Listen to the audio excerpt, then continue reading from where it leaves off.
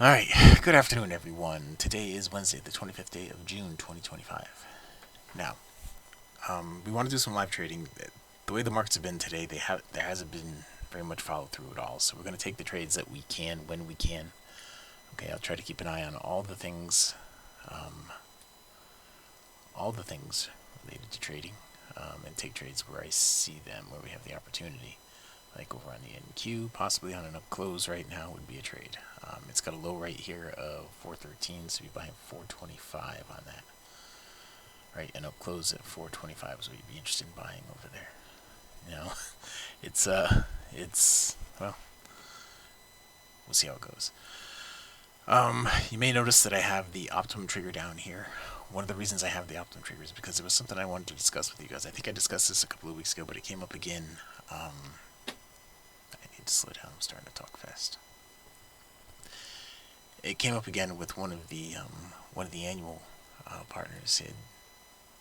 He had said something about, you're getting, like right here with the Optimum Trigger, this right here where it goes, it's white going into the oversold suggests to buy with a red background. It doesn't match the background color. Now, I did a while back make a change. I didn't actually put it in.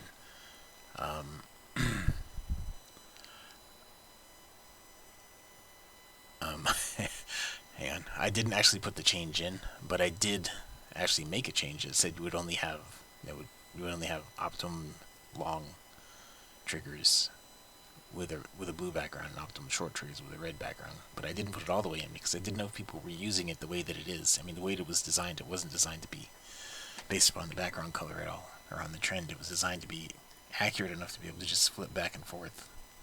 Be able to catch the bars really quick back and forth, like right here, go long at the open of the next bar, right here, go short at the open of the next bar, right here, go short at the open of the next bar, right here, go long at the open of the next bar, and every one of those trades right there would have been a nice trade. that is how I designed it originally. And so what I wanted to do was give you guys an option. If anybody was using it that way, I didn't want to take that ability away from you.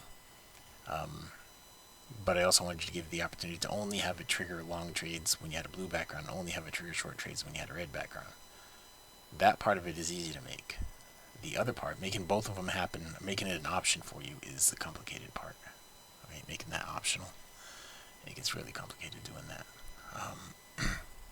Well, doing it with elegant code is complicated. There's a way to just... I could write, twice as much code as I need to make it happen, and it would work, but you don't really want that kind of code slowing you down, and it does slow you down over time. That was one of the things I want to discuss with you guys. I don't know if anybody's using the Optimum Trigger, trading it back and forth and back and forth and back and forth without regard to the background color, giving you the trend. Okay, that's what I was thinking too.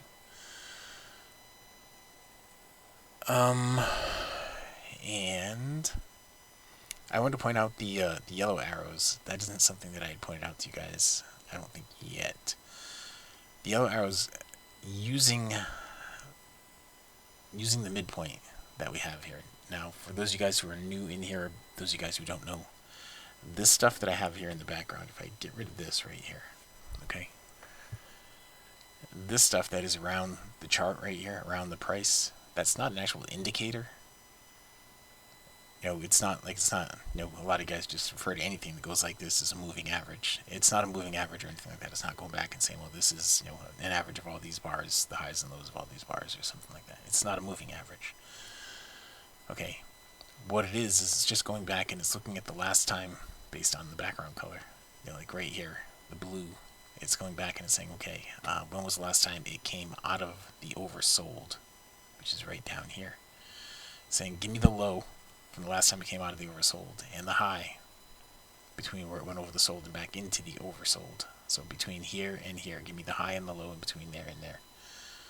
That's what it's doing. It's giving you the price action. It's surrounding the price action for you.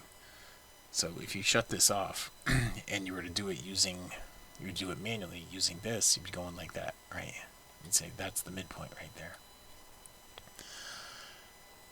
That's all it is. Yeah, people can use their brain, I know, Wayne.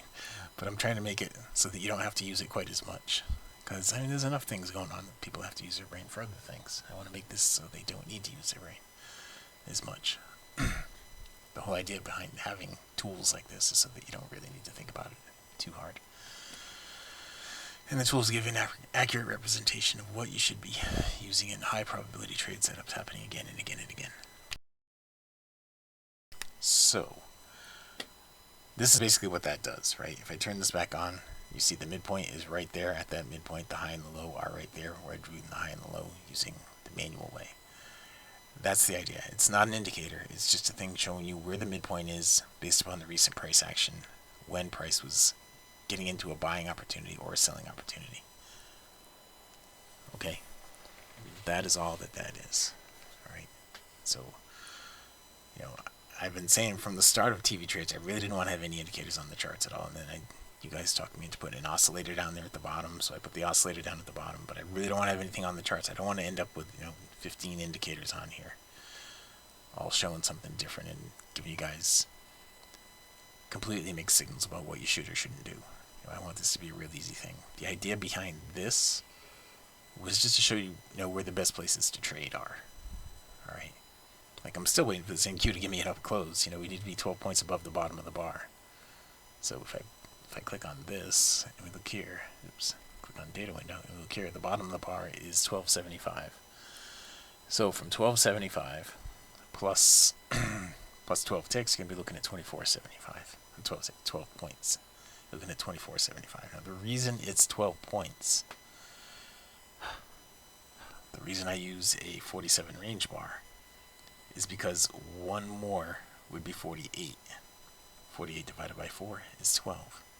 Subtract 1 from that, and you have 47. So the bottom of this bar is here, and the top is going to be 47 ticks higher. So you want to have your buy stop limit 48 ticks higher, one more, 12 points. Alright, that's why I use the range bars. Now, there was one fella who took the trial and he didn't understand range bars. I'm trying to see if he's in here. He's not. He's not. Man, and I was going to answer all his questions and all that stuff, and I told him to come here and ask questions live, and he did not. Well, I'll answer his questions anyway. The reason I use range bars is because you have more information with a range bar than you have with any other kind of bar.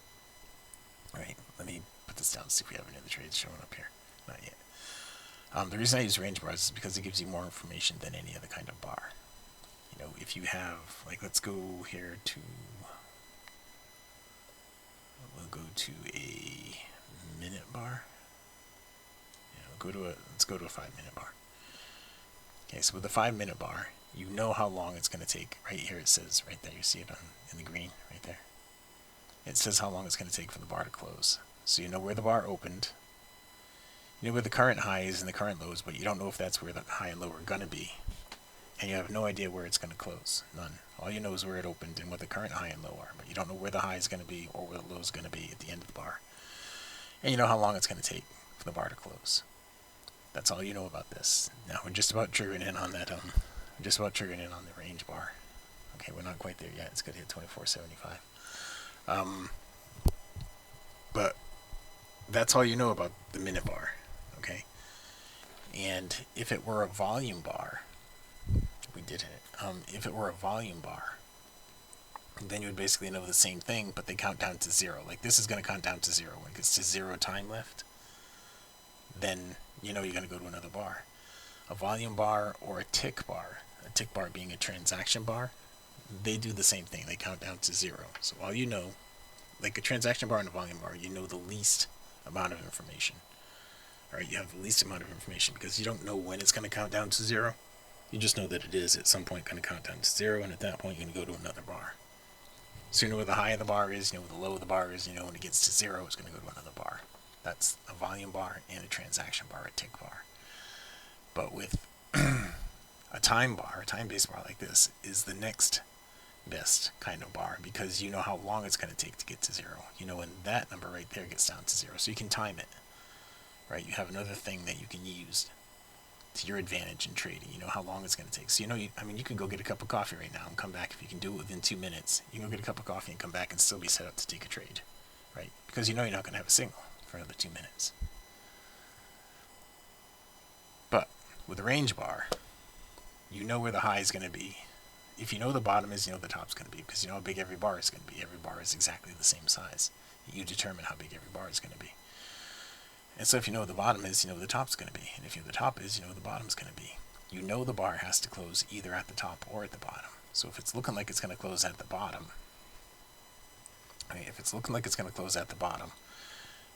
you can be ready for it. You can put a sell stop limit below the bottom. If that's going to be your trigger, if that's going to be the thing that gets you into the trade, you can be ready for it. Put a sell stop limit below the bottom. Let's go back to range bars. Let's do a 50 range. Okay, so we're looking at a 50 range right here. Now I know the bottom of the bar is right here. If you click on it, watch right here, the low, right? Let's go back to the 47. So we'll go back to even numbers. Okay. I know the bottom of the bar is right here, right, at 411.25. So the top of the bar is going to be 47 ticks away from that, right? So it's 12 points minus 1 tick. If I want to have a buy stop limit where the bar closes, one above where the bar closes is 12 points. So right here, one above where the bar closes right now on the top side would be 423.25. 423.25. Right now it's going to be 423. Now it's going to be 422.75. You see, it's going to be 12 points above the low of the bar. You know that ahead of time, so you can be proactive with your order and put your order on ahead of time if you know that that's going to be a trade setup. Okay, that is the beauty of range bars. You can be proactive with your order because you know exactly where the bar is going to close. The only thing you give up is knowing when it's going to close, because it doesn't count down to 0. Right? There's no countdown to 0. There's no time element, and there's no countdown to 0 element. All you know, well, the thing that counts down to 0 is the number of ticks in the range. But you can go from the top of the range to the bottom of the range and back and forth for hours. This bar right here could last a long time, and that's why I use range bars. Okay, because they give you more information than any other kind of bar. Any other kind of bar. Trying to say any other kind of bar. They give you more information than any other kind of bar. That's why I use range bars. Okay. Alright. So, let me put the TV trades back on here so you can watch along with me as things progress or don't. It's just been this kind of a day. There haven't been a lot of trades, so I don't know that we're going to get a lot of trades in here. I hope we do. When we get toward 4 o'clock, things will probably liven up in the last half an hour, between 3:30 and 4. Things will probably liven up a little bit. Okay. But I wanted to answer any questions that you guys have at this point. I'm working on several different things. I was working on a thing a couple weeks ago, getting it to automate trades, going to trade of 8, and I ran into a snag there because I don't want you guys to have to open an account only at trade of 8 and then to have to open up some other thing that they're creating that they make you get, which is an API to communicate, and then open an account at another thing that communicates in between that creates the webhook for you. And a whole bunch of layers like that is just really complicated, and I don't want it to be complicated. And if it turns out to be too complicated, I'm not going to do it. Okay. Well, Trade of 8 was just one of them. MetaTrader 4, MetaTrader 5, those are the ones that... It's got to be something that the middleware that I use, we call it middleware, that I use communicates with. But I don't want to have to go learn to trade in another programming language either. So, the whole thing is kind of on hold right now until I decide what I'm going to do. If I'm even going to go down that road of fully automating anything, I really don't want to do that. I did it in the past, and I really don't want to do it again. Not because it didn't work, but because it was just a pain in the neck for me. And even though there's good money in it, it's just not worth it for me. The other thing that I was looking at were swing trades. Now, I got the swing trades to a really good point, and then I just got in this rabbit hole where I kept seeing ways that I thought could make it better, and And as I kept making it better and making it better, I was getting fewer and fewer trades, and eventually I got like no trades. And I had something that was really good one day a week, you know, one trade a week, and so I kind of have to go back to the beginning on that. And I have a good starting point. You know, one of our annual guys, I had sent him a couple of things. Mike R, I don't know if he's in here right now, but I had sent him a couple of things to look at because he was sending me trades that he was taking and some ideas that he had. And so I sent him some screenshots and stuff that I was working on with the swing trade stuff. And I had it to a really good point, and then I got in the rabbit hole. And so I'm able to go back to exactly that day. It was on May 18th. So I'm able to go back to exactly that day and pick up where I left off, and hopefully get you that swing trade stuff that I've been telling you I'm going to get to you for 6 months now. But I'm really close. We just have nothing here. These markets are just stagnant. And you know, today Powell spoke. He testified before Congress for 2 days in a row, and I don't know if it had a calming effect on the market. I don't know if they're waiting for, it's like the calm before the storm. But you know, on the web page, not this web page, if you go to targetviewtrades.com and you go here to Econ News, I thought I had this thing filtered out. You can filter it so it's just got what you want. Or I just want high, medium impact, and I really just want the US stuff. Sorry, Canada, you guys are out. And the Euro, you guys are out. And Italy, and Japan, out. And Switzerland, gone. Turkey, you're out. I really want the United States, okay? And so all we have are the U.S. news events in here, medium and high impact U.S. news events. And we have some tomorrow, high impact right here.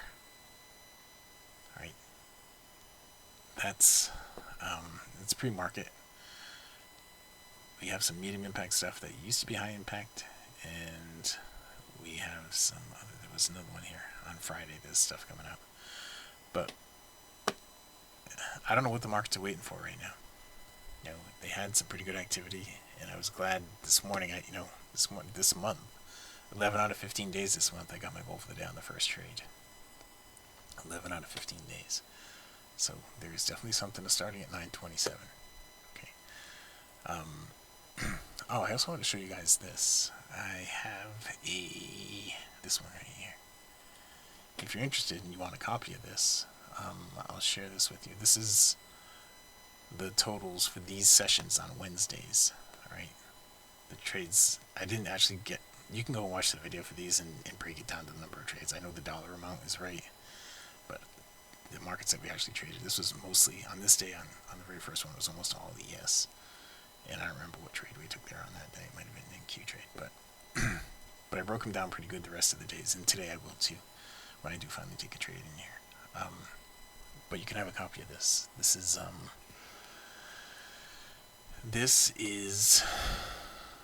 the Wednesdays, just the Wednesday results, right? So the markets that I traded in, the ticks that I got in the total so far.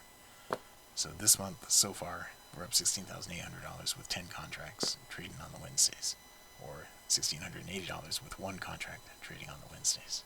That's pretty good for just trading on Wednesdays, one day a week, up $1,680 with one contract. I venture to say that's more than most people make with one contract trading a whole month.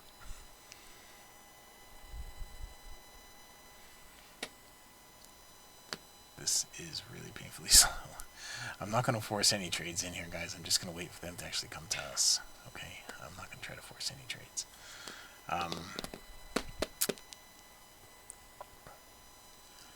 There was something.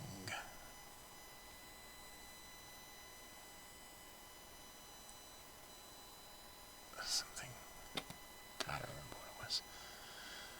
Why is gold not a valid trade? Why is gold not a valid trade? You mean this right here, Jerry? Okay, if you're looking at it like this, okay, when it went into the oversold, this is where your midpoint is, right here. Okay, this is where your midpoint is. You're looking at it in hindsight, but in real time, hang on. I need to cough a little bit. In real time, when you're looking at it, this is where your midpoint is, right here, right? So you're looking for a pullback down to the midpoint. Now, on the down close of this bar, you were here in the middle. All right. So you know on the down close of the next bar, you're going to be oversold. It's going to be oversold on the down close of the next bar, but you also know the next bar is not going to get you down to the midpoint. Right? It'll get you close to the midpoint, but not down to the midpoint. If it goes straight down. Now, the next bar did not go straight down. It went up, and then it closed down, and it put you in the oversold, but you were nowhere near the midpoint. This right here is when it went into the midpoint, so you're nowhere near the midpoint to take a trade, right? To take an aggressive trade, or to even look for a conservative trade. You see?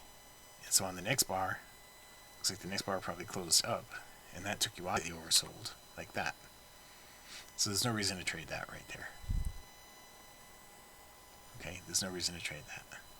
And then, you know, I know right now that it came out of the oversold again, it has to reset the bottom and the top and the midpoint. But that's why it looks like it's all jumbled up right there, because it resets it right there. That's why it's not a trade. Okay, right here it's the top, bottom, and midpoint is one leg length. In this period right here, when it resets it like that, it's one leg length. So you want to wait until you get out of that junk, until it actually gives you something to work with as far as leg length goes. Okay. Oops. Oh, well, this is another thing. One of the things that fellow who asked me all the questions, and I told him to come to the meeting and I would answer him live in here for him. I want to see if he's here. He's not. One of the things he said was he didn't understand these things. All right, what all this means. CL1 means crude oil time frame. It's on the 10 range that the signal is coming from. TVT buy. It's a buy signal. This is the time. Call. Now, when I created these things, I was really. You guys have to remember that when I created all this stuff, I originally did it to trade not futures, but to trade equities. Right. More than anything else, I did it to trade equities. So. And I was really pushing options for a few months last year. I was going down the option trail for a while, and I was really showing you guys how to trade options and all that. I touched on that 2 weeks ago and again last week. And what it was suggesting in here was you start looking for call options. That's why it says call for a long trade and a put for a short trade. Start looking for call options if you wanted to. Now, not so much with the crude oil, but if this were an equity, if this were like one of these guys, you see it has the same thing here for Netflix right here. Netflix 120 minute. That's a 2-hour chart. It's saying a buy, and it's saying look for call options. If you wanted to do options, look for call options. All right. But what it's saying in here is the current price is 65.25. It's got a target of 65.45 with a stop of 65.13. If you filled at 65.27. Sorry, if you filled at 65.27, it's suggesting a stop at 65.13. Now, that stop, target, and all that business is based on price action. Okay? That is not based upon using what I use in what I suggest actually using. If you go here to, not there, you go to Target V Trades and you go here to the risk management. When using range bars, alright, this is the way that I suggest doing it. Right, with the different types of range bars, different size range bars, how big the stop should be, when it should go to break even, and how big the target should be. That's what I suggest with the range bars. When you're looking at the Telegram alerts, this is not based on using any kind of a range bar, right? It's from a 10 range, but all of this stuff is based upon price action. It's looking at the prior swing low, or maybe the swing low of the current bar, something like that. Okay, it's looking at the prior swing low, or maybe the swing low of the current bar. In this case, 65.27 is the current price. The stop is 65.13, so it's a 14 tick stop, and the target is 65.45, so it's a 22 tick target with a 14 tick stop in this particular instance. Okay, that's what it's suggesting you do. And you got to go and look at your 10 range and see if it's still good. You know what, 254 is the 10 range on crude. And we'll see if that's still good. Let's go look and see. I don't have a 10 range up, but we'll do it right here.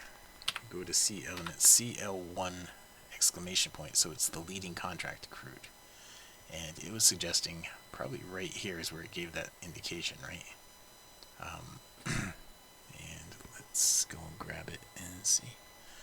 It said on a 10 range, this is a 9 range, but on a 10 range,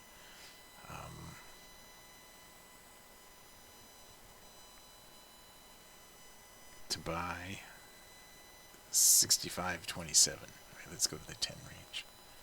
I don't know if I have one here. 10 range. Okay, so it was right here, suggesting when it gave the up close right here, it said to buy right there at the up close. Your stop is going to be down here, a little bit below the swing low. Down here is where your stop's going to be. All right, and your target, it gave you a target up 65.27 up to 65.45, so it gave you a target up here. It was this swing high right here where it gave you a target. All right, so that's what it was looking at. It was putting your stop a little bit below the bar and your target at the prior swing high. That's how that worked. All right, so when Tony comes and watches this after the fact, I'll have answered his question. That's what those mean in the alerts. All right, the stuff that comes out in TradingView, on TradingView, in Telegram. That's how you read those alerts. All right, so for the YM at that time, price was at 43,327, had a target of 43,309. So that was a pretty big target, right? From 27 up to 309, it's an 80 tick target, 82 tick target. And the stop was, in this case, the stop doesn't make a lot of sense because the price was here and the stop was actually higher than the price. I thought I fixed that. Well, in this case, it didn't really make much sense. But the stop would be down below whatever bar this was, 19 range bar, so the stop would be about 25 ticks below that. Stop would be like 43,302. I'm gonna have to look into that. that should not be the case. I thought I had fixed that, but that's what you'd be looking at. All right. You can use, based on the size range bar, you can use the stop stuff that is here on the Target View Trades page, the risk management in here. Based on the range bar size, use the stop from here. Okay, the targets are always going to be really big. They'll be probably almost always going to be at least this big. Most of the time bigger than that. Okay. Alright. Well, I still have yet to take a trade here. No, I'm not going to force any trades. If we just don't get them, I'm not going to force them. We were looking at the NQ in that up close a little while ago, and that, it looks like if I had taken it right there, it would have stopped me out to the tick, possibly right there. I might still be in it right at break even, but it might have stopped me out to the tick right there. Now remember, if it comes out of the oversold, it's got to make it all the way into the overbought before you can take another one in that direction. Now the background code has changed, so you're not going to take one in that direction anyway. But I'm hoping as we get to the end of the session here, we'll have some trades that we can take. But I'm not going to force anything. Okay. So questions. Does anybody have any questions? I kind of want to go through something with you guys a little bit. Let me try and bring up what I'm trying to find here. That's not it, but here. Maybe I can do it with this. Do that. That's in the way. Templates. That one, that one, that one.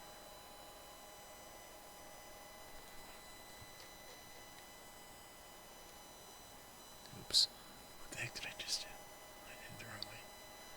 There it is. Okay. So, while we wait for trades to set up, I want to go through some things with you. Alright. Now, first of all, when you get these yellow arrows, if you're in the red and you get a yellow arrow, that means you've gone into the overbought. Alright. You've gone into the overbought. And if you get a yellow arrow and you're at the midpoint, you should be considering taking a trade. Okay. To turn the yellow arrow on, it's inside the TV trades up here. It's under style. It's a trigger alert notice.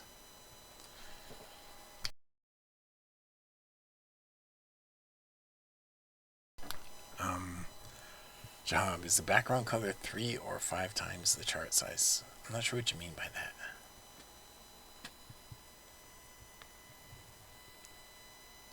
Three or 5 times the chart size. I don't know what that means. Background color is the background color. There's no size associated with it. I did add a feature down here. I don't know if you noticed that, Sean.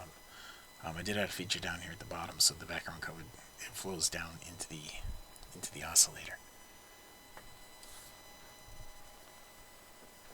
Okay, that is a feature that I added.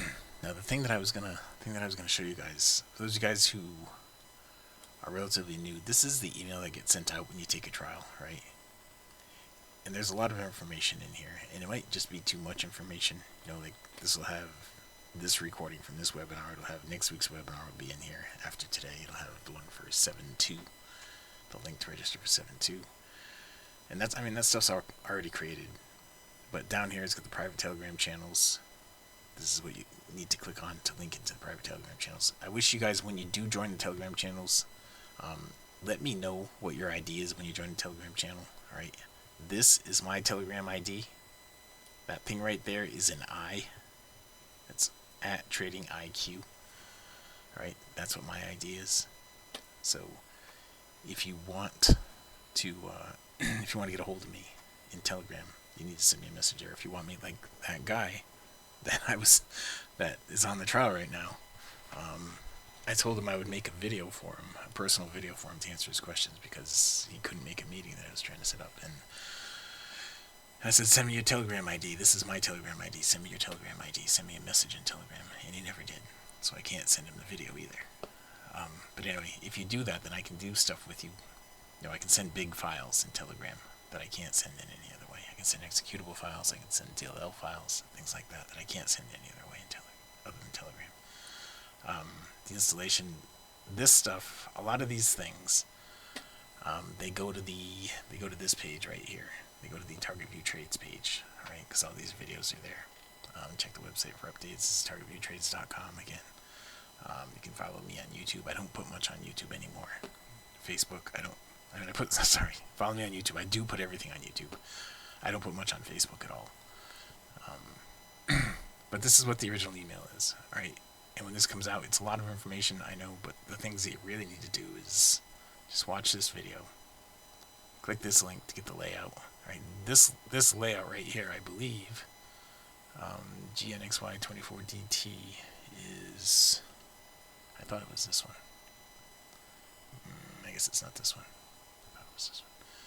But it's another layout. If I click on it, if I go back there and I click on that, hang on, which one was it? This one. If I click on this, let's see what this layout is. That was just the ES and NQ one. Okay. And it's the U contract on both of them, so it's got everything all set up for you. If you just click on that, everything's all set up for you. Okay. Anyway, let's go back here and reconnect on this one.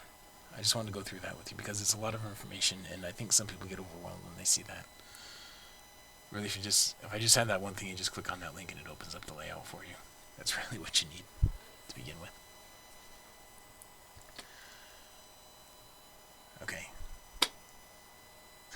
so we have a blue background, we have a blue background, we have a blue background, we have a blue background. Over here on the gold right now, and up close on gold would be a trade you could take. Alright, it's got a low here, 44.6, so you can buy 45.6.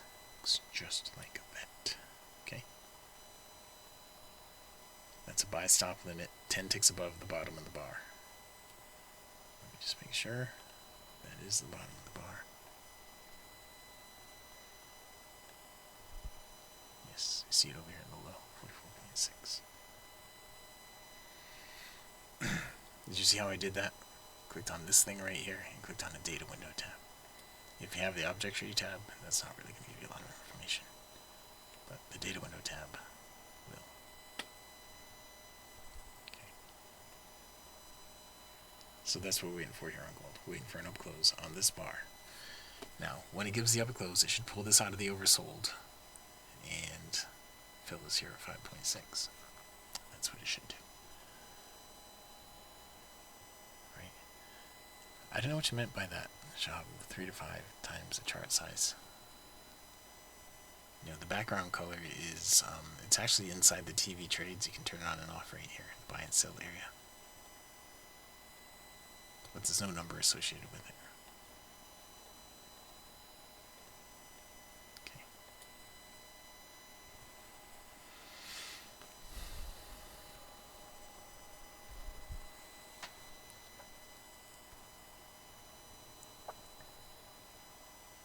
See, no, that gives you all the information right there, right? If I wanted to edit this alert, I would click on this and it would open it up over here. If I wanted to, should open it up over there.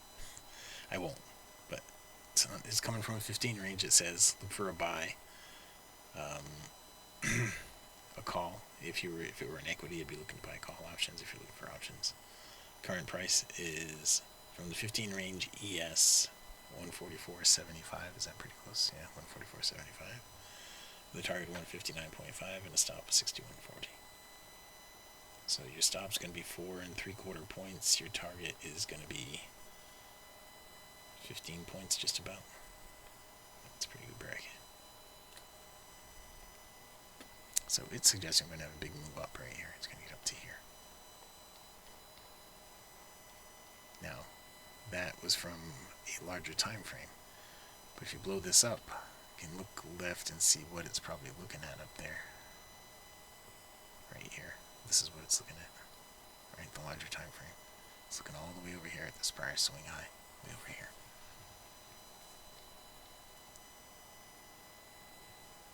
Okay. Okay, I see what you mean. No, it's based upon what's happening on the current time frame. That's what you mean. 3-minute chart and then use a higher time frame, 3 or 5 minute. And it's based on whatever time frame you're using. So if you're using a 3 minute, it's going to be based on a 3 minute. If you're using a 5 minute, it's going to be based on a 5 minute. I don't use those kinds of charts, but when it loads up, you'll see. So this is what it looks like on a 3 minute, and if you go to a 5 minute, it'll be different. Okay, but I explained at the beginning, you know, why you really want to use the range bars. You get more information out of a range bar. When you're scalping, it's really important. You know, if you're like swing trading, and you know you don't mind having huge stops and being in a trade for hours and hours, then range bars probably aren't as good. You still get more information out of it, but not having a time element makes it a little more complicated for you. The one good thing that we have, though, I almost went into this a second ago, the one good thing that we have is we have alerts built on so many things to let you know, if you're in a range bar, you're in a range bar situation, we have alerts that can trigger you on the bar before to let you know, hey, you need to start focusing here. Right? This order needs to drop, I think. Okay, the low on this bar is now 44.4, so 45.4 will be the high. Actually, 45.3 will be the high, 45.4 will be the fill. Alright, so you guys see all that? You understand it all?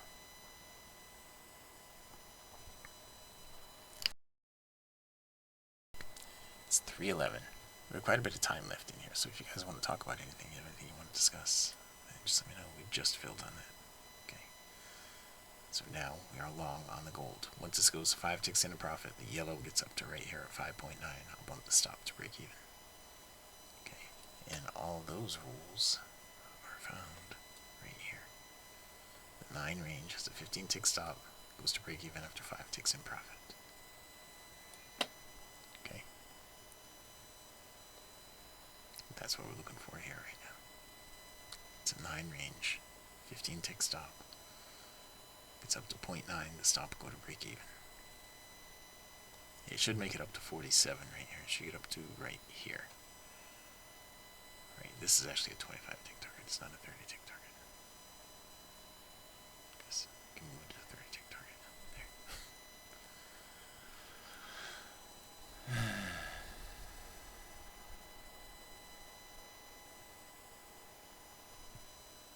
I'm watching this bar right now. It triggers, Wayne. It triggers when that bar closed, is when it triggered. But, you know, that bar was just like this bar a minute ago.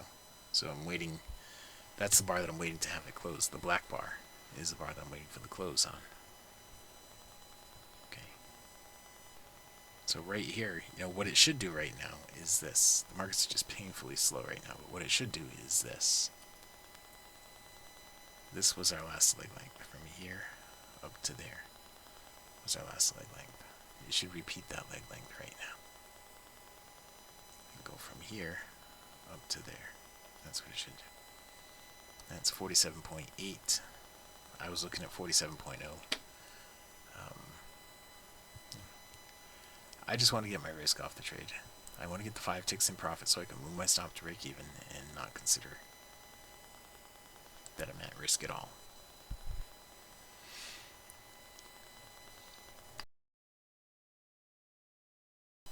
Okay.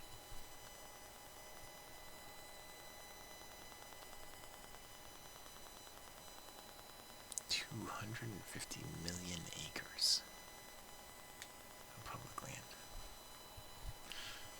That is a lot of land. It's bigger than some states, I think.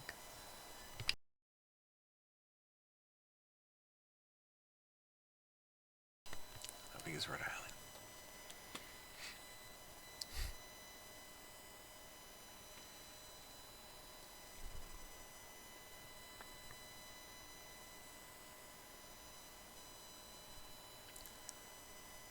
Let's change GPT.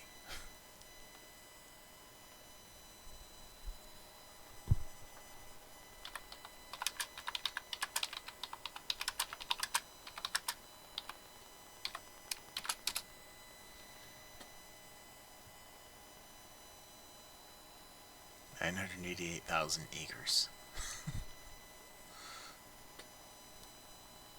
So, what that message I just got? Yeah, I'm going back to trading here. Sorry. 250 million acres.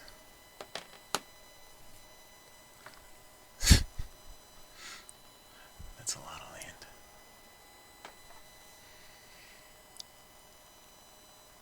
All right.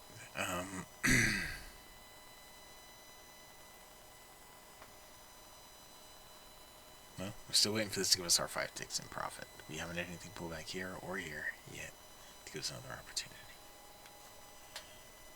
All right.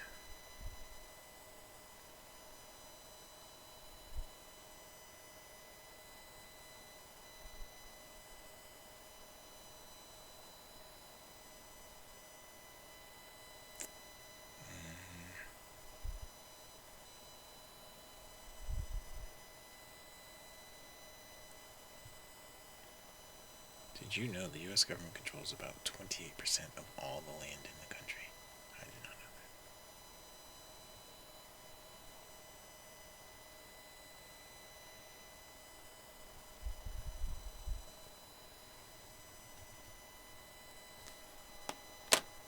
that.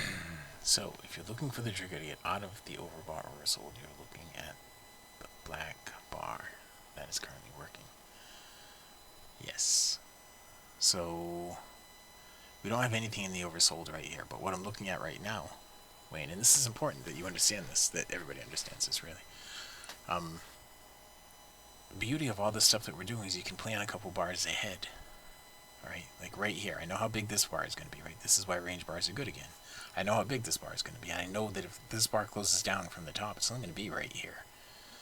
But I also know that if we get a down close on this, this is going to be in the oversold. So I know it's not going to give me an aggressive trade, right? Because it's going to be an oversold and we're not going to be touching the midpoint. I know that. It can't, due to the size of the range bar. But I know when this bar closes, it'll be right about here. And if the next bar goes straight down, it'll be right about here, right? Right about at the midpoint. But If this bar closes down, it's going to put that in the oversold. And if the next bar closes down, it's going to go flat in the oversold. You know all this stuff ahead of time because we're using range bars. You know how big every bar is going to be. And you know what's going to happen down here in the slingshot. Or not in the slingshot, in the trigger. You know all this stuff ahead of time. So you can plan a couple of bars out. So I know this bar right here has a high here. If it closes straight down, it'll have a low right about there. And then the next bar will start there. Right? Then the next bar will go down. And if it goes straight down, it'll close right about there. Right? And that's just about at the midpoint. But at that point, the first down close will put you here, and the next down close will make you go sideways. Then an up close from that. So now we're figuring 3 bars ahead right now. Okay? You're figuring 3 bars ahead right now because you can. Because you can. If you get an up close on this bar, no matter where it gives the up close, if you get an up close on that bar, it's going to come out of the oversold and you're going to have your trigger. Alright? So you can be ready for that. Like this one over here right now. If we get a down close on this bar, it's going to go into the oversold. If we get a down close on this bar, it's going to be 12 points from the top of the bar. Right? So the top of the bar is here at 50, so the down close is going to be at 38. So it's not going to be at the midpoint. It's not going to be at the midpoint. It's not going to be right there for an aggressive trade. So you're going to have to wait for the next bar. It'll be in the oversold, right? It'll be down here in the oversold. If you get the down close, it'll be in the oversold. But you're going to have to wait for the next bar. And if the next bar ends up giving you a down close, it's going to go flat. If the next bar, if this one closes down, and then the next bar goes down, and it hits the midpoint, and then it closes up, then this is just going to go into the oversold and come right back out of the oversold. But you'll know it ahead of time, and you'll be able to get ready. You'll be able to have a buy stop limit order waiting right there. And that bar, at that time lane, this bar right here will be the black bar. Okay, this will be a blue bar, and this will be a black bar. The black bar is the one that's currently working. Okay, like this bar that we've been in forever over here, still currently working. It almost gave us enough to get the stop to break even, but not quite. Right, it had to get up to 0.9, and it got up to 0.8. So it's working. Okay, so this closed up and not down. I kind of threw this off because it went down anyway, but it throws everything off here on the S now. So, you just got to start your process over again. But the whole idea, the whole reason I have all this done like this is so that you can think like 2 or 3 bars ahead and know what's going to happen. If they happen in the sequence that you want them to, and that it usually will, you can know what your actions are going to be way ahead of time. You don't have to wait till the last minute. You can plan for it. Like I knew if this bar closed down, the next bar closed down, then I'd be ready. I'd be ready to take a trade either aggressively there or take a trade conservatively when it came out of the oversold. I knew that ahead of time. Now it didn't close down, so that threw everything off. So I'm gonna go look at something else. All right, the same thing over here on the NQ. It didn't close down; it closed up, and it's still stuck it down here. So it threw everything off. So if we get a down close on this bar now, it's going to put it even further into the oversold. Alright, it's going to put it all the way down into the oversold. It might go flat. It might go flat right here. You see how we have two bars down there? You got to go into here and shut one of those off. Get rid of that one. Okay. So it's not in the oversold yet. Okay. Just let me do that. It's not in the oversold yet. I'll do the same thing on this one. Get rid of the optimal high and low. The optimal high and low is at 85, so you don't want to use that one. Or at 80, I think. Sorry. I think it's at 80. Yeah. So the gold trade is still taking forever over there. Hoping it works out to do something for us here.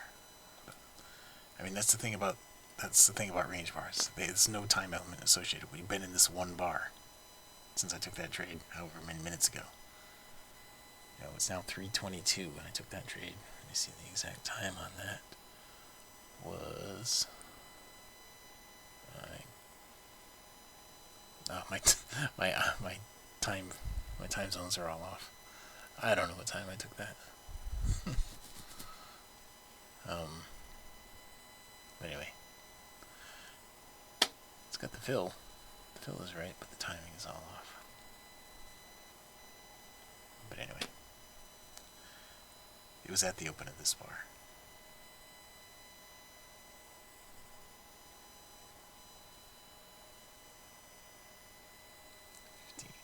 15:06 is when that opened, and it closed 15:11. So 15:11 is when it was. So right now we want to get up here at a 5.9, and we'll hit that stop to break even. Okay, it's starting to come back to life here. It's starting to.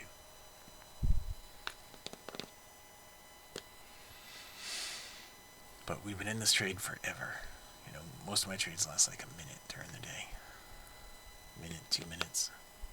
3 or 4 minutes is a long time. We've been in this one for now 12 minutes. That is forever for me. But I kind of had a feeling it was going to be this way. The way the morning was rounding up. Yeah, when I finished the afternoon session, I did the morning from 9:30 to 11:30, and I did the afternoon session from 1 to 1:30, and that was pretty painful too. I think we had one good trade in that session, and in the morning I think we had 18 trades overall. We had 18 trades in the first hour, and then we had 5 trades in the second hour this morning, so we can see how things slowed down.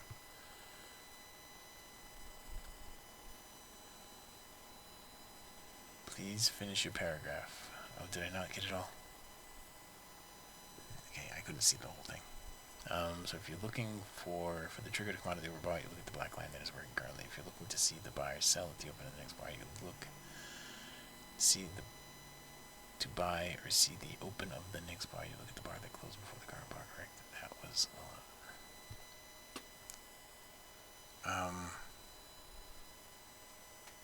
You mean if you're going back to look at where the prior bar, the open is going to be this little tab on the left, and the close is going to be either at the top or the bottom, wherever that tab is. Is that what you mean, Wayne?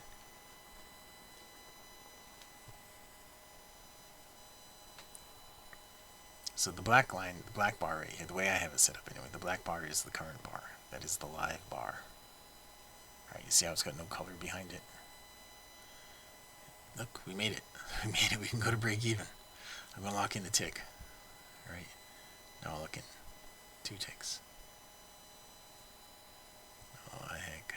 I'm going to lock in 5 ticks. That's $500 right there. Okay, now it should make it up to 347 even. It should get to right here. Now, just to show that I'm not greedy, I'm going to go right here to 6.9. Okay, that would be 15 ticks. Okay. That's the minimum that it should do. Get up to the prior swing high. That's the minimum it should do right here. I'm going to lock in one more. I'm going to lock in 10. That's $1,000 right there. Okay. So, since I got $1,000 locked in, I'll leave the top open because it should make it up here to, I'm out with 1,000, but it should be up here at 47.9 is what it should go to. Okay, now that was a really painful trade to have to watch, but from start to finish, that was everything that you should do. Alright, so now if we go here to my Wednesday thing, where's my Wednesday thing? That was gold, 10 ticks on gold. $1,000. Okay. Did I give you guys a link to this? I meant to give it to you. I don't know if I did. Copy link. Okay. Done. What does the copy link do? Copy link.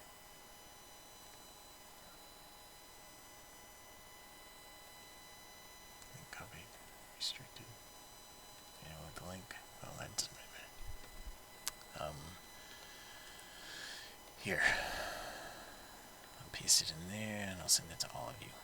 That is the link to this. If you want to have your own spreadsheet that looks something like this, you want to create your own spreadsheet, this is just going to be the results for the Wednesdays. Alright.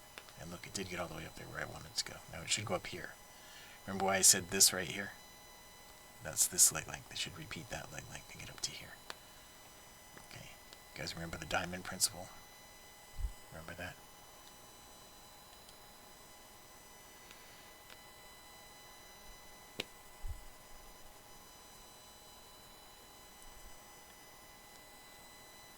So if you need the buyer, so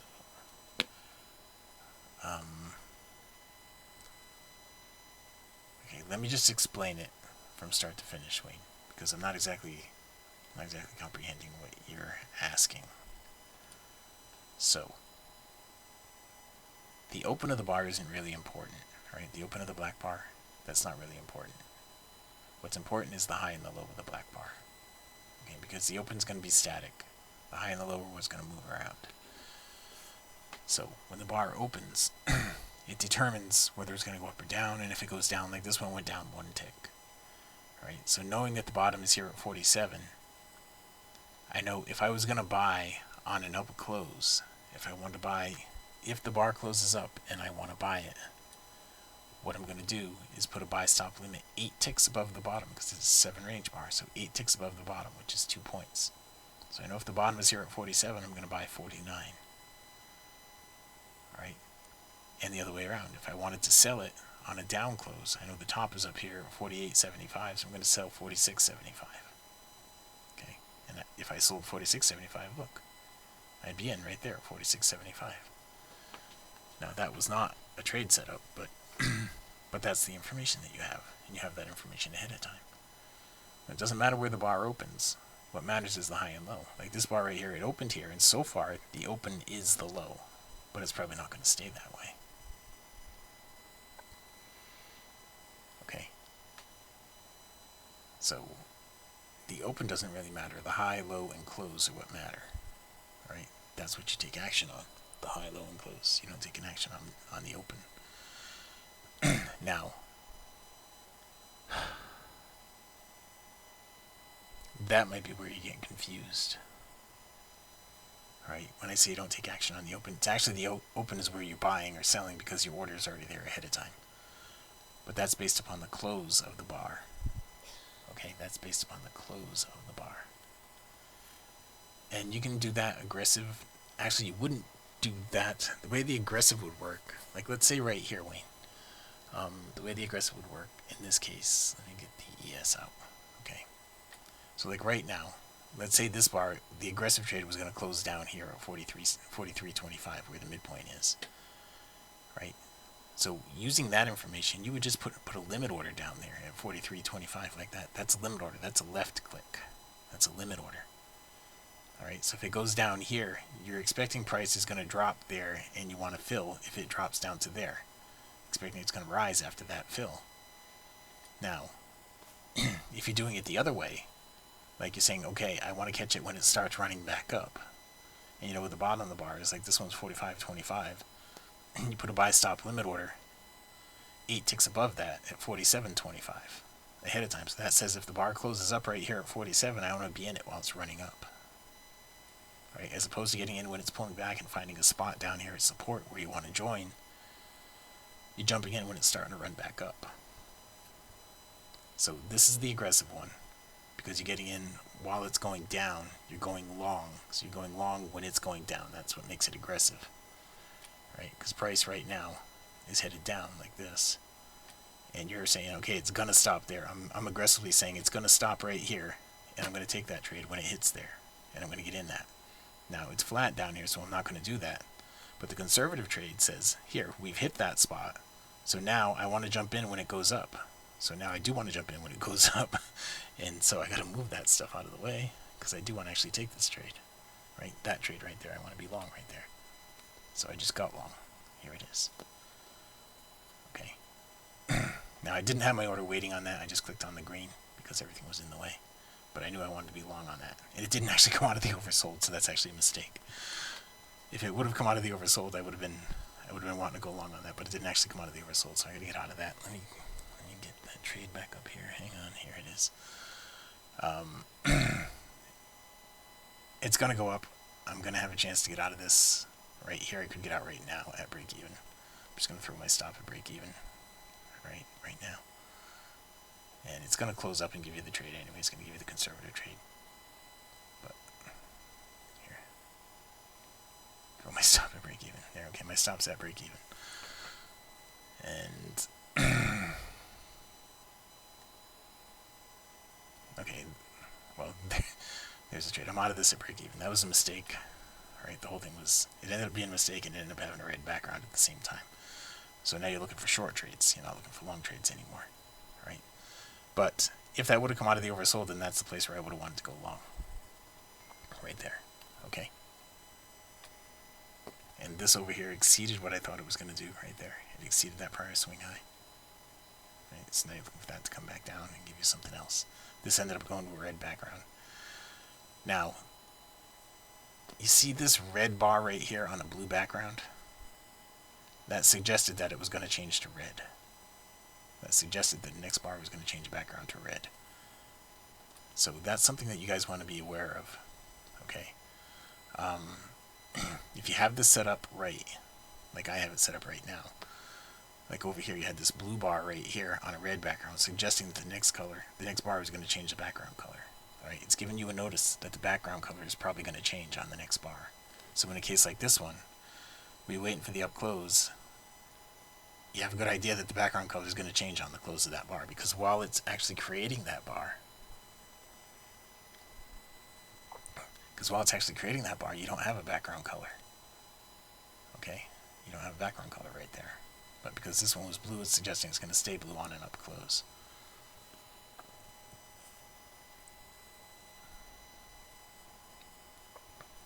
Okay. I'm glad we got one trade off anyway. Got one successful trade over here. Now, I could have let that ride, and it would have given me everything that I was looking for if I would have let it ride. But it took me out on a trailing stop. I drove my stop up pretty close. You know, anytime I can get 10 ticks out of a trade, I'm gonna. Alright.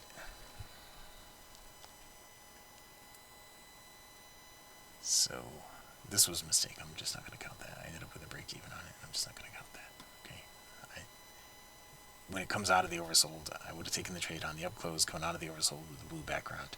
It didn't come out of the oversold, and it wasn't a blue background. So I shouldn't have taken that trade. I could have actually gotten out with some profit on that trade too. I knew it was going to get to the up close. It was just a matter of coming out of the oversold.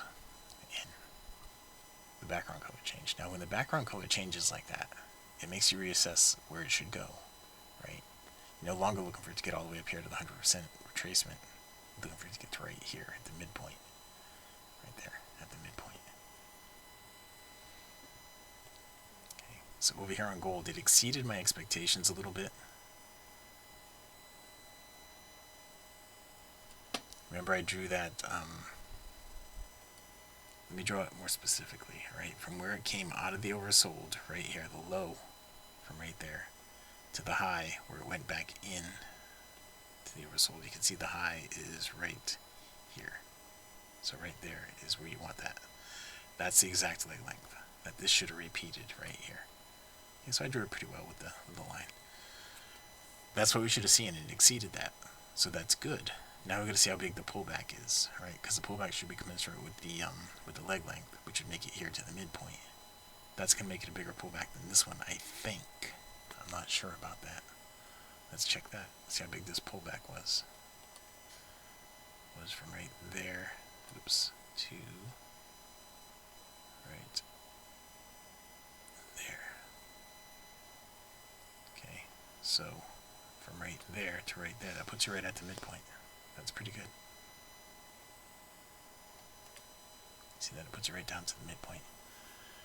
That's a good place to be. Jim, what about short on the white bar at time 15:22 if not using the background colors? Short on the white bar at 15:22. Which market at 15:22? You're talking about the white bar. Oh, you're talking about the white down here. And this 15:22 right here. This one you mean? Jim. Okay, well let's look at that. Okay, let's get rid of the background colors first. Okay, just shut them off. And if you're using the optimized trigger, like this, and we'll get rid of the retracement levels too. Okay. So if you're doing this, Jim, if you're doing that, then the way that you just mentioned it, you're using the sorry, it's gonna be down here. You're using the optimum bar colors too. Alright. not the optimum line, but the optimum bar color. So you get rid of that, I think, right?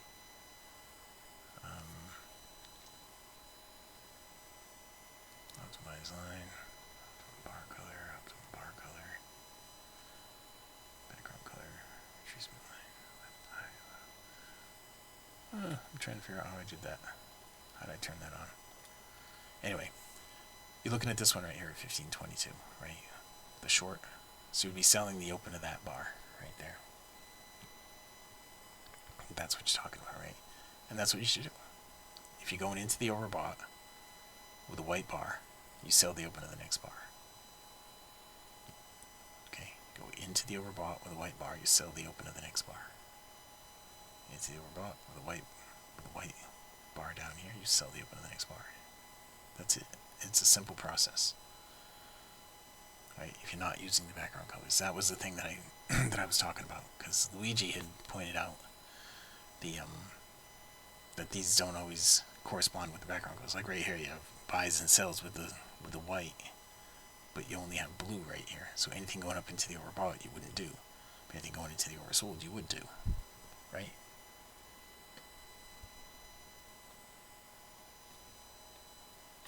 So there are people that are using that. That's one of the things that I wanted to cover, was that, yeah, you know where the open of the next bar is going to be, because this bar is going to close, right? You know where this bar is going to close ahead of time, but you don't know the bar is going to be white until it actually closes. So that's the one thing you don't know, is that this is going to be white until it closes, right? You might have your suspicions, but you got to wait and see if it's white. And if it is white, then a lot of times it's actually going to go in the opposite direction. Remember, there was I created this thing for you guys, this, that tells you how far into profit the bar went. Remember? So right here, the next bar went 2 ticks into profit, and then the bar after that went, a lot more. But the trigger bar tells you how far into profit the trigger bar went. I don't know if you're familiar with this, Jim. When I turn those on, this tells you, it goes back and it gives you all the information. Well, for 35 bars, it gives you all the information. It just gives you a star. But it tells you exactly how far into profit the trigger bar went. Like this one went 7 ticks into profit, and then the next one kept going. This one right here, when it went into the overbought, went 6 ticks into profit, and then it kept going. This one right here, when it went into the oversold, went 5 ticks into profit, and then it kept going. This one went 7 ticks into profit, and it stopped. Okay, I just want to make sure you understood that that was still there and available for you too. That's why I didn't change that down there, because I figured there were some people that are still using this the way that I designed it originally. And I know Luigi, and I actually did this because there were more than one person that actually asked, why do you have long trades with a red background like this right here? You'd buy the open of that bar. Why? Well, because it's a great trade, and it worked out really well. That's why we have the optimized trigger. It's simple if you just want to get in there and take the trades and get your money and get out. You can do it pretty much any time of the day. If we were doing that instead of the setup that we did here, we didn't do anything with this, but if we were doing that instead of the setup that we did here with the gold, and we'd have been long right here, we probably would have stopped out on that. And we'd have been short there, we would have gotten a break even on that. We really didn't get that many bars. That many opportunities. It was one Russell right here, would have gone long at the open of that bar and taken some profit. We would have gone short at the open of that bar right there on the ES and taken some profit. Since we've been in this meeting, just showing you the things that would have triggered. So there would have been a few more trades than what we actually did have in here, if you were just doing that one, Jim. Okay, so for everybody that's watching that, I'm answering Jim's question about this down here. If you get rid of the background color, if I get rid of the background color down there, that is right here, by the way, Match TV Trades. If you do that and you're just taking the white going into the overbought, you sell the open of the next bar. The white going into the oversold, you buy the open of the next bar. Going into the overbought, you sell the open of the next bar. Going into the overbought, you sell the open of the next bar. Going into the oversold, you buy the open of the next bar. Going into the oversold, you buy the open of the next bar. Going into the overbought, you sell the open of the next bar. That is real scalping. Alright? But it works really, really well. Okay. it can lead to a lot of over trading. So you have to really be disciplined and in control of what you're doing. Right? Have a goal for yourself every day. Set that goal, achieve that goal, and stop trading when you get there. That is something, especially for guys that are just starting out, that's something that's hard for people to, well, one, to see the value of, and two, to actually do, to stop trading. Because if you're having a good day, most people just want to keep going and going and going. If you're having a good day, they don't want to stop trading. Am I right? Alright, let me do all this. I think that was in here, right? Yeah, it was the beta right here, the bar value. Did you see how we did all that, Jim? How we turned all that on and off in there. Is that what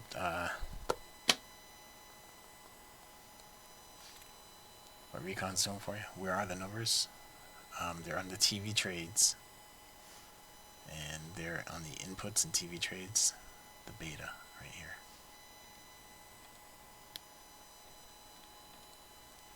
That's how you turn that on.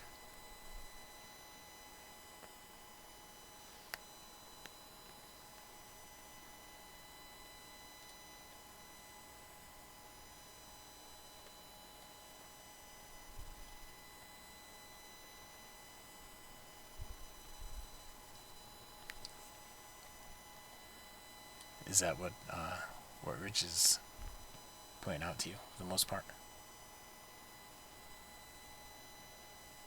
Sergeant, Chief, Recon. He's got a lot of names.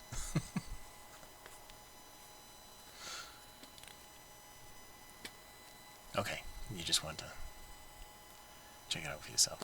Alright, so right here, right now, you see how we're going into the overbought and we're hitting the midpoint. Now, the aggressive trade would have been right here. If that hit the midpoint, you could have shorted it right there. The way this is coming together, you'd short a down close here on the ES right now. Right, you'd short a down close on the ES. Right, what time is it? 3:44, so we have 16 minutes left. That's not bad. The background color is obviously going to be red here. So you'd be shorting a down close here on the ES. You know where the high is, so look. You know where the high is exactly, so you know where the low is going to be exactly. So you want to go one tick below where the low is going to be. Right, the high is at 44.50, so you're selling 42.50 because the low is going to be right here at 42.75. 7 ticks below the high of the bar. What did I just do? What did I just do? Oh, okay, 7 ticks below the high of the bar. The high of the bar is right here at 44.50. 44.50. So this is 7 ticks below. Right? That's 4 ticks. That's 8 ticks. So when we get the down close, it should pull this out of the overbought, trigger us in right there like that, pulled it out of the overbought, triggered us in right there like that. And now what it should do is get down here to the prior swing low. Right, it should get down to 39.50 right now. Okay, that's what we anticipate. This one goes to break even after 4 ticks in profit. Okay, so it's going to go down one more tick right now. The yellow has to hit 41.75. There it is, stop to break even. Now we're pretty late in the session, so I'm just going to lock in 2 ticks on this. That's $500 for me right now. I'm sorry, that's $250 for me right now. $250 for me right now.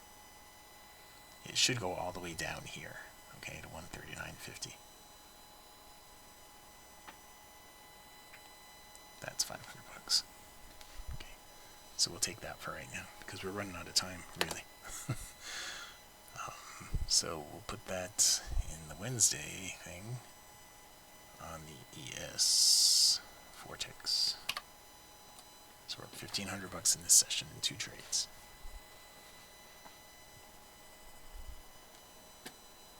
Okay, good, Wayne. You took that ES trade, the conservative one, and that's what that was. It was conservative short. It should keep going. All right. You see right here, the white is in the oversold. That suggests it's going to go up from here.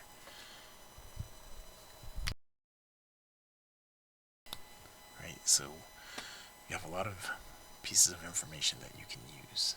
Over here on the gold right now, look, all the stuff that I was just saying, Wayne, the black bar is the working bar, right? So on the gold right now, if you get a down close, it's going to put it in the oversold. That's not going to be any place you want to trade. Okay. it's not going to be any place that you want to take a trade.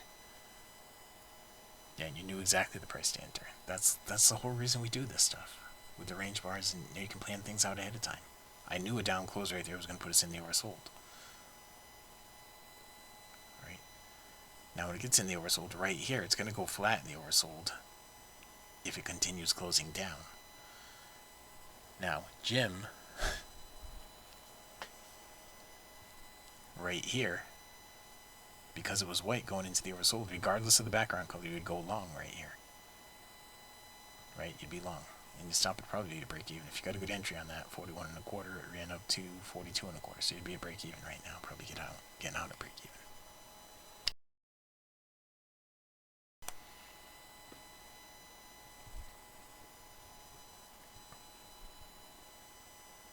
Okay. But you see, if you're doing, and this goes to Luigi, he's not in here right now, but he'll probably watch it after the fact. If you're doing the things with the background color being right, if you're going with the white bar, the white line in the oscillator, in the Optimum Trigger, if you're going to go with the long trades, when it's blue, it's always going to be an aggressive trade for you. Right? Every time it goes down there, if you're going when it's white, it's going to be an aggressive trade. You have to wait until the bar closes to know that it's white, though. So you're not going to be able to put your order on ahead of time. You're going to have to wait till the close, see that it's white, and then jump in. But it's always going to be an aggressive trade if you're going to do it that way. Okay. Oh, you must have been really excited about that if you're only trading the ES Wayne.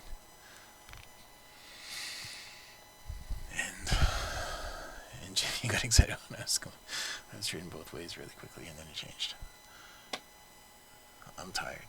I've been trading a lot. Alright, so right here, just get into the oversold. Now, it's nowhere near the midpoint. Right? You got the yellow arrow saying pay attention.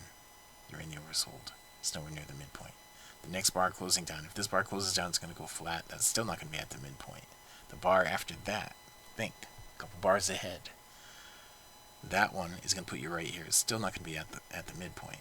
You're going to be flat down here, waiting to bounce out of the oversold, waiting to get something like this coming out of the oversold. Any one of these, it's been in the oversold for a couple of bars. That's what you're looking for over here now.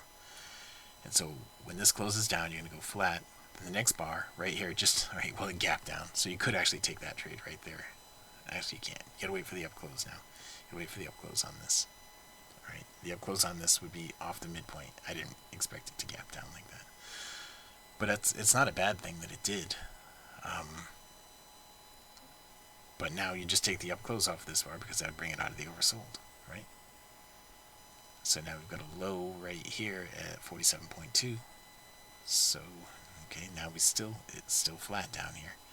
We're still taking up close, it takes it out of the oversold. Alright? Right now we'll still take that because it's going to put us above the midpoint.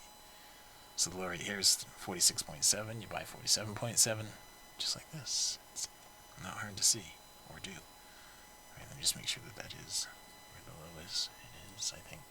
Click on that. Click on this. The low is 46.7. Yes, 47.7 is right, and we just triggered in, so we're in this long right now. Gives us 5 ticks in profit. We'll bump the stop to break even. That's going to hit 0.1 right there. The yellow needs to hit 0.1. Okay, it went up to 0.0. It should push up here. It should at least push up here to 8.9. Okay, which is the midpoint of this leg length right here. That's what you should get up to. Okay, and at that point, we'll be able to throw our stop at break even and lock in some more profit. Hopefully, right? We're almost there. Get ready. The markets are closing here in just a few minutes. There it is, stop to break even. And I was just going to lock in 5 ticks there. It should get up to 0.9 at least right here. Then lock in 1 tick. That's $100.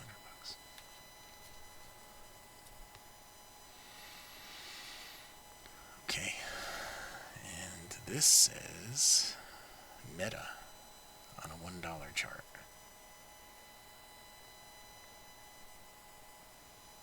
This stuff here, when you get one of these in the last half hour, last 45 minutes, this is when you really do want to go look at the options. Okay, because usually by the following morning, that option is going to be worth a bunch of money. So we ended up with just 1 tick on that. Okay, on this right here. But you saw it coming. You knew it ahead of time, right? You knew exactly what was going to happen. You are welcome for all that. Another potential conservative trade coming up on the ES. The background color change. If I put the background color back on in here, go to style and throw that back on so you can see it better up there. See, you had the blue bar on the red background, remember? That suggests that the next bar is going to change the background color. Now this red bar on the blue background suggests the next bar is going to change the background color. Alright, it doesn't always work out that way, like in the middle right here. So you've got a couple of red bars and it didn't change it. It doesn't always work out that way. But we'll see. So Jim, just being aggressive with the white going down here, regardless of the background color, you would have just bought the open of that bar. Right? So you'd be long right there with some profit in the open of that bar. And let's go our Wednesday thing again. We had one more tick there on the gold. So we now have 11 ticks on gold. Okay. 1,600 bucks so far in this session. 3 trades, 1,600 bucks.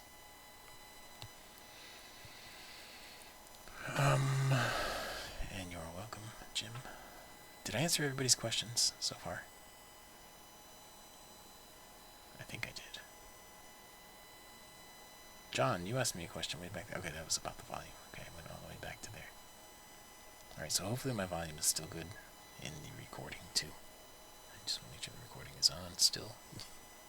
That would stink if it wasn't on. But yeah, it looks like it's on. Yeah, it is on. Alright, and hopefully the recording volume is still good. Alright. So there's a bunch of you guys in here. Tony, you're here. Finally, Tony's here. Tony, I answered all your questions. You're going to have to go back and watch the recording. Okay, I answered all your questions in great detail.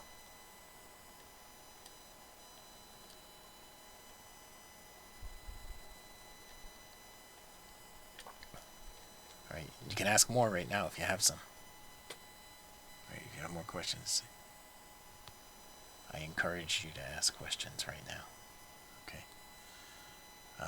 The NQ almost had a trade here too. It didn't get into the oversold, so it didn't get anything here. We didn't come out of the oversold.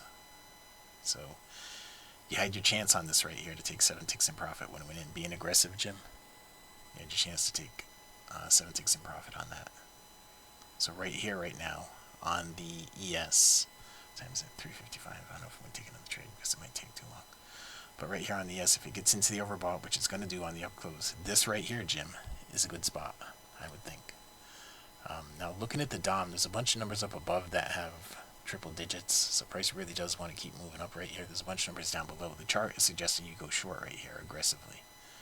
Right, is what the chart is suggesting. You can take the conservative trade, wait for the down close, and take the conservative trade, which is something at this time of the day you might want to do. When I'm talking about the DOM, though, what I mean is the digits that you see, the numbers that you see inside the DOM. These numbers right here. Price wants to go to those big numbers. All right, you see how this time of the day right now, as you get to the close, those numbers start really ramping up. They weren't like that a few minutes ago. So it's got a bunch of numbers here on the upside, so it really wants to move up right now rather than down. It's got all these numbers right here, but it's got all these numbers right here, so it really wants to move up rather than down right now. So wait for that conservative trade. Right, wait for it to give you the down close. Okay. The conservative now would be a short right there. Yeah, right there. You're right. 42.75. Wait. Okay, so there is the conservative short right there. All right, now it's on a blue bar, suggesting that the background color is going to change on the next bar. That's a conservative short. Now, I said I didn't really think I wanted to take this trade because we're getting right next to the end of the session, because I didn't know if we were going to be able to get into it and out of it by the end of the session. I don't really want to let this run over. Do we have anything else that's developing? If we get an up close on this, you see we're in the red background right here. If we get an up close on this bar, it should put us in the overbought at the midpoint. That would be an aggressive spot to short that. Okay, over here on the NQ, we never made it down into the oversold. If we get a down close on this bar, again, we'll be at the midpoint and we'll be in the oversold. Okay, so the ES right now, it's do or die on the ES if it's going to go down. You see the chop that we're in right here? The range of the chop? this is almost the top. Almost the top, not quite. The top is up here. Alright. Oh. This time of the day you can see a lot of gaps at the very end of the day like this. So there's, sometimes that'll work for you, sometimes it'll work against you. But over here right now, if we get the up close on this, on the gold, it should put this in the overbought. It should put us right at the midpoint. Right, the low of that bar is right here at 4.7, so you'd be closing up at, I'm sorry, 7.3. So we're closing up at 8.3, 8.4, right there, right at the midpoint. That would be an aggressive short spot right there. Right, I don't know if the bar is going to be white or not. If it turns white, then it'd be a really aggressive short spot right there.